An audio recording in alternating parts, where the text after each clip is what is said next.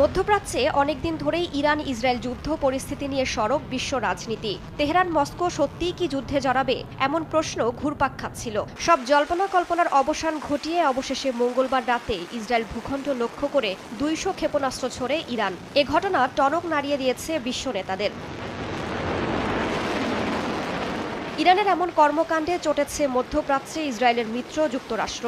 ইরানকে কঠিন পরিণতি ভোগ করতে হবে বলে হুঁশিয়ারি দিয়েছে পেন্টাগন। তেহরানকে মোকাবিলায় তেল আবিবকে পূর্ণ সমর্থনের পাশাপাশি ইসরায়েলের প্রতিরক্ষা নিশ্চিতে প্রত্যক্ষ সহায়তার কথা জানিয়েছে বাইডেন প্রশাসন। ইসরায়েলে ইরানের হামলার তীব্র নিন্দা জানিয়েছে অস্ট্রেলিয়া। একই সঙ্গে তেহরানের ক্ষেপণাস্ত্র হামলা প্রতিহতে যুক্তরাষ্ট্র ও ইসরায়েলের প্রশংসা করেছেন অস্ট্রেলিয়ার প্রধানমন্ত্রী অ্যান্থনি আলবানিজ। ইরানের ধরনের কর্মকাণ্ডে আমরা উদ্বিগ্ন, যে কারণে নিন্দা জানাচ্ছি। এটা ভালো খবর যে যুক্তরাষ্ট্রের সমর্থনে ইসরায়েলের শক্তিশালী প্রতিরক্ষা ব্যবস্থার কারণে বেসামরিক নাগরিক হতাহতের ঘটনা ঘটেনি।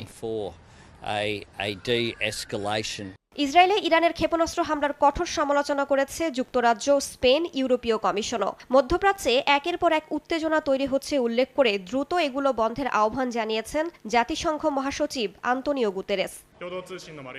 এশিয়ায় যুক্তরাষ্ট্রের মিত্র জাপান ও দক্ষিণ কোরিয়াও ইসরায়েলকে সমর্থন জানিয়ে ইরানের হামলার সমালোচনা করেছে। জাপানের নবনির্বাচিত প্রেসিডেন্ট শিগেরু ইশিবা ইরানের ক্ষেপণাস্ত্র হামলাকে অগ্রহণযোগ্য উল্লেখ করে যুক্তরাষ্ট্রের সঙ্গে মিলে মধ্যপ্রাচ্যে উত্তেজনা কমানোর প্রতিশ্রুতির কথা জানিয়েছেন। আমরা এই হামলার নিন্দা জানাচ্ছি। মধ্যপ্রাচ্য পরিস্থিতি স্থিতিশীল ও যুদ্ধ এড়াতে যুক্তরাষ্ট্রের সঙ্গে মিলে সহযোগিতা করতে চাই।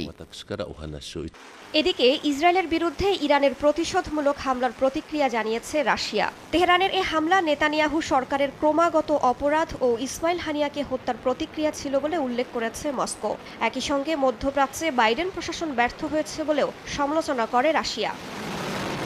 এছাড়াও লেবানন, ফিলিস্তিনের স্বাধীনতাকামী সংগঠন হামাস সহ বিভিন্ন সশস্ত্র গোষ্ঠী ও গাজাবাসী তেহরানকে সমর্থন জানিয়েছে। তবে বরাবরের মতোই চুপ সৌদি আরব, সংযুক্ত আরব আমিরাত সহ বাকি মুসলিম দেশগুলো। রাইসা জান্নাত, সময় সংবাদ।